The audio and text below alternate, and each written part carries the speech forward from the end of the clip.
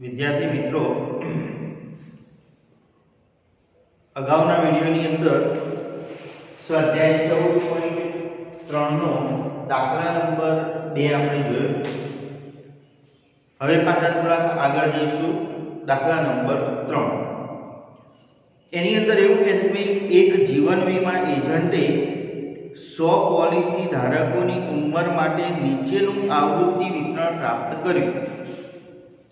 જેમની ઉંમર 18 વર્ષથી વધુ પરંતુ 60 વર્ષથી ઓછી હોય તેવી જ વ્યક્તિઓને પોલિસીઓ આપવામાં આવી હોય તો તેમની મધ્યસ્થ ઉંમર શોધો. એટલે આપણે ટૂંકમાં મધ્યસ્થ શોધવાનું છે. એની અંદર તમને ઉંમર આ રીતે આપી છે કે 20 થી ઓછી, 25 થી ઓછી, 30 થી ઓછી, એટલે મતલબ કે થી ઓછા પ્રકારનું આવૃત્તિ વિતરણ આપેલું છે. તો સૌથી પહેલા મધ્યસ્થ શોધવા માટે આપણે આને સતત આવૃત્તિ વિતરણમાં ફેરવવું પડે. થી ઓછા કોનાથી કહેવાય? તો ઉર્ધ્વ સીમા બિંદુથી ઓછા કહેવાય. અને થી વધુ કહેવું હોય તો અધઃ સીમા બિંદુથી વધુ. એનો મતલબ એ થયો કે અહીં આગળ તમને 20, 25, 30, 35 આપેલા છે. એ તમને ઉર્ધ્વ સીમા બિંદુ આપેલા છે.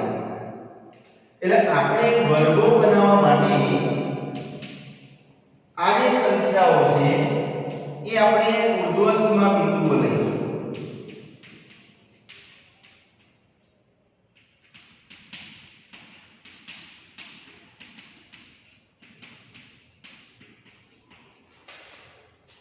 હવે આપણે સતત આવૃત્તિ વિતરણ લખવું હોય તો અહીં આગળ અધઃ સીમા બિંદુ લખવા પડશે.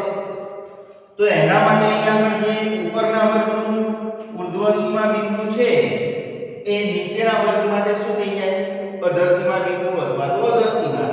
કેમ કે આપણે જાણીએ છીએ સતત આવૃત્તિ વિતરણની અંદર સીમાઓ એક એના સીમા બિંદુઓ છે.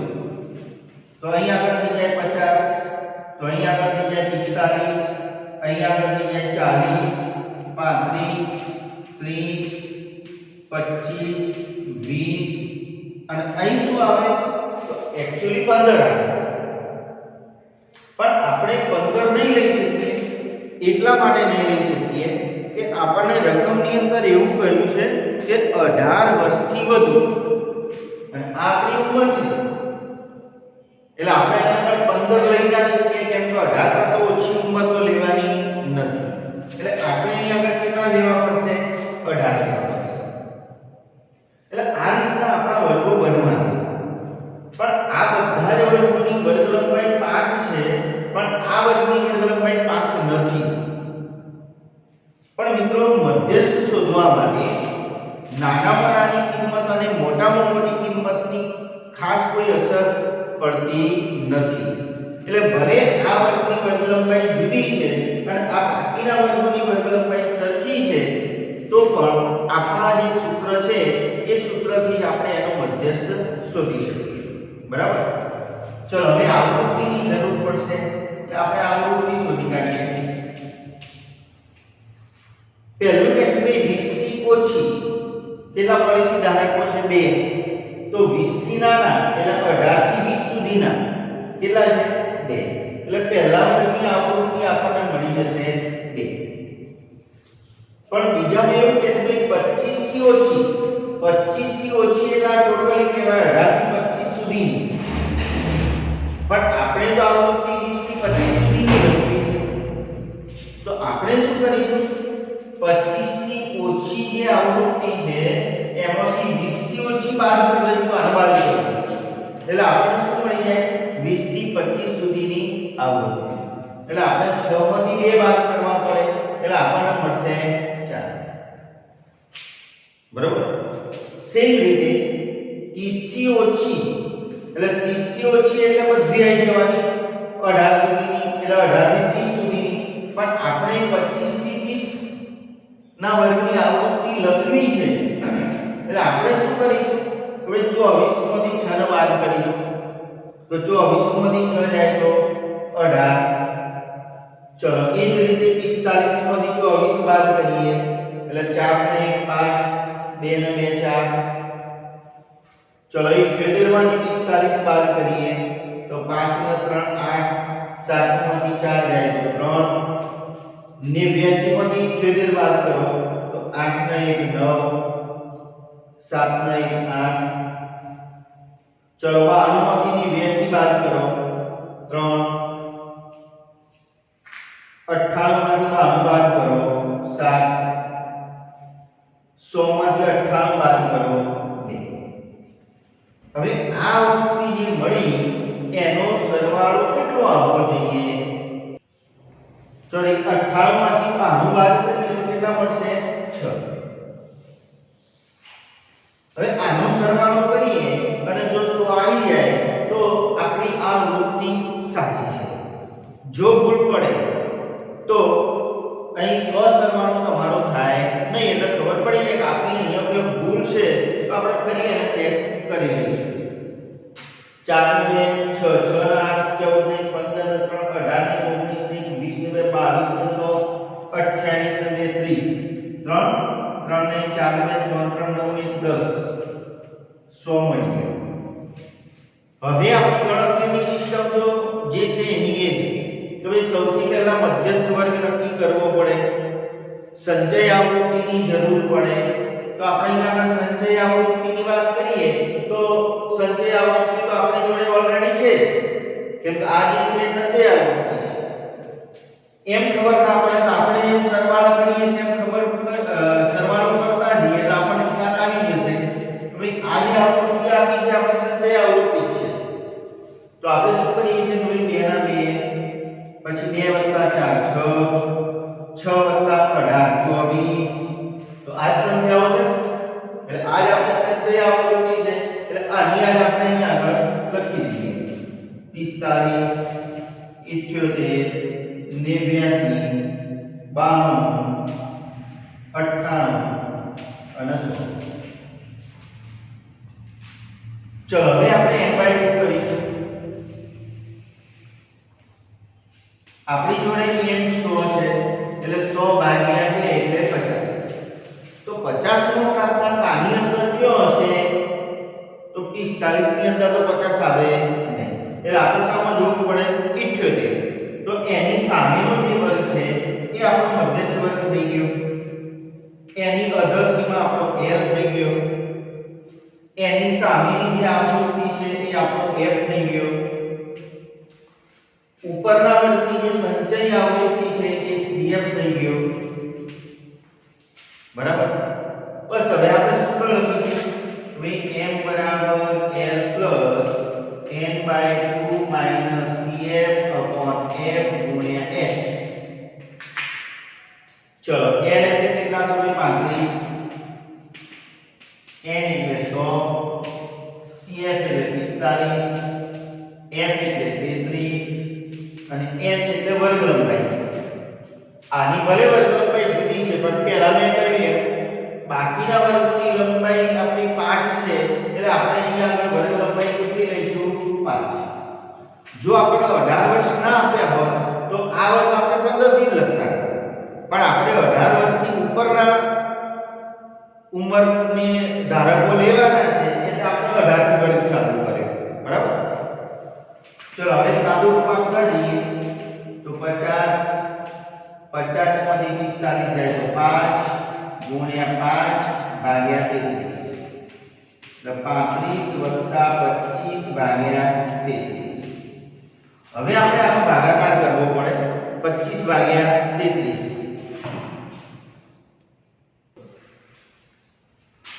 ચલો મિત્રો 25 ભાગ્યા 33 કરીશું તો આપણને લગભગ મળશે 0.75 આમ તો આના પછી લખવું એટલે 7 થાય તો 5 કરતા મોટો અંક હોય ને એને કાઢી નાખીને ઉમેરવો પડે પણ 75 લખીશું તો વાંધો નથી સરવાળો કરીશું તો આપણને મળશે 35.75 એટલે આપણને મધ્યસ્થ મળ્યો 35.75 એટલે મધ્યસ્થ ઉંમર થઈ ગઈ 35.75 બરાબર વિદ્યાર્થી મિત્રો દાખલા નંબર 4 ની અંદર એવું કહે છે એક છોડના 40 પાંદડાઓની લંબાઈ ખૂબ જ નજીકના મિલીમીટર સુધી માપવામાં આવી અને મેળવેલી માહિતી નીચેના કોષ્ટકમાં દર્શાવી છે, તો પાંદડાઓની મધ્યસ્થ લંબાઈ શોધો.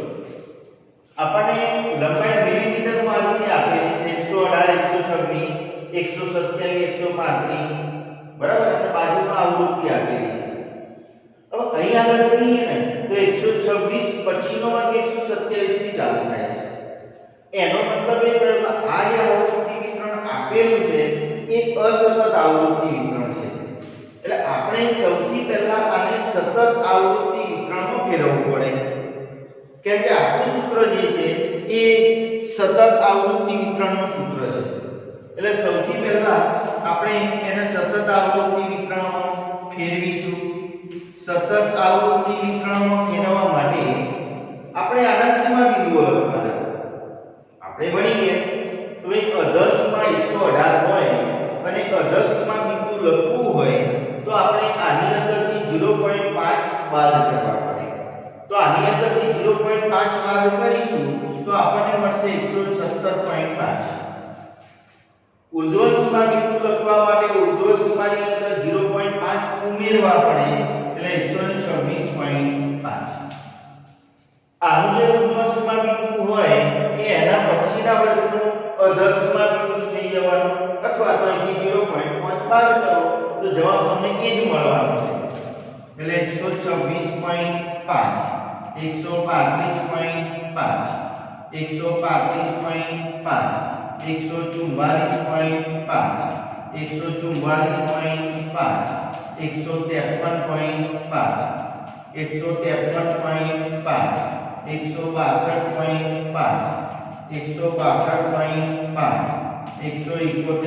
171.5, 175.5, 180.5. એટલે આ રીતે આપણું સતત આવૃત્તિ વિતરણના વર્ગો તૈયાર થઈ ગયા. આવૃત્તિ તો આપણને જે આપેલી છે એની એ છે. પાંદડાની સંખ્યા ચાલો આવૃત્તિ 3, 5, 9, 12, 5, 4, 2. ચલો સૌથી પહેલા આપણે એમ શોધી કાઢીશું, એટલે સરવાળો કરીશું. 4 ને 2 6 ને 5 11 ને 2 13 ને 7 20 ને 2 22 ને 5 27 ને 3 30 3 ને 1 4. આમે તમને રકમમાં 40 પાંદડા કયા છે એટલે સરવાળો ના કરવાનો, સીધા 40 મૂકી દો તો પણ ચાલશે. ચલો હવે જરૂર પડે સંચય આવૃત્તિ. તો સંચય આવૃત્તિ ચલો 3 ના 3 3 + 5 8 + 9 17 17 + 12 29 29 + 5 34 34 + 4 38 38 + 2 40. હવે જરૂર પડે n/2 મધ્યસ્થ વર્ગ નક્કી કરવા માટે. તો આપણે n/2 કરીએ તો 40/2 એટલે 20. હવે સંચય આવૃત્તિની અંદર 20 કયા વર્ગની અંદર આવશે? તો 17 તો 20 કરતો નાના છે એટલે આપણે સામે જોવું પડે 29. એની સામેનો જે વર્ગ છે એ આપણો મધ્યસ્થ વર્ગ થઈ ગયો એટલે l મળવાનો 144.5. એની સામેની જે આવૃત્તિ 12 છે એ આપણો થઈ ગયો f.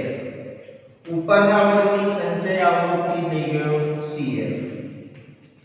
બરાબર. ચલો હવે આપણે સૂત્ર મૂકીશું m = l + n/2 - cf/f * h. l મળે 144.5, n 40/2, cf મળે 17, f મળે 12 અને વર્ગ લંબાઈ માટે એવું ભણીએ તો સીમા બિંદુઓની બાદબાકી કરીએ તો આપણને વર્ગ લંબાઈ મળી. તો આપણે 126.5 એમાંથી 117.5 બાદ કરો એટલે તમને વર્ગ લંબાઈ મળી જાય. 6 માંથી 7 જાય એટલે 10 બોલો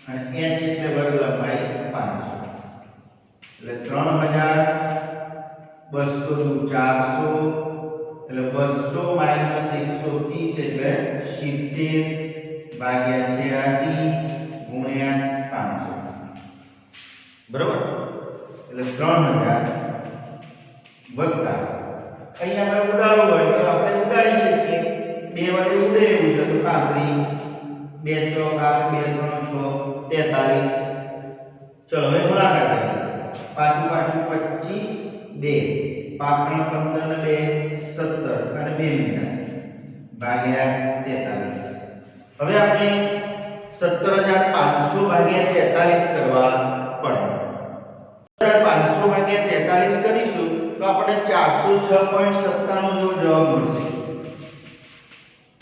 406.97 પાછળ 6 આવશે એ કાઢીને એક ઉમેરવો હોય તો 98 લખો તો પણ વાંધો નથી ચલો હવે આનો સરવાળો કરીશું તો 3406.97 એટલે આપણને મધ્યસ્થ મળી જવાનું ભાઈ 3406.97 થશે બરાબર